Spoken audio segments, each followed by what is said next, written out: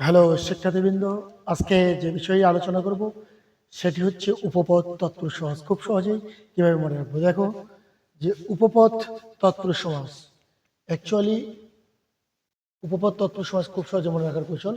পূর্বপদ যোগ পরপদ যে এটা থাকবে ব্যাস বাক্য হিসেবে, বিশেষ্য প্লাস ক্রিয়া।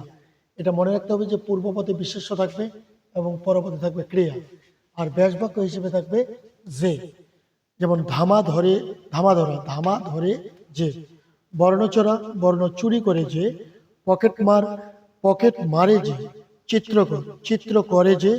পঙ্কজ, পঙ্কে জন্মে যে। বীজ ধর, বীজ ধরে যে।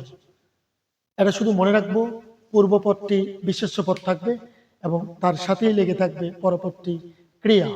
বিশেষ্য প্লাস ক্রিয়া যদি অ্যাটাচড থাকে সেটাই উপপদ তৎপুরুষ সমাস, আর ব্যাস বাক্য হিসেবে যে থাকবে। আশা করি বুঝতে পেরেছ। ধন্যবাদ।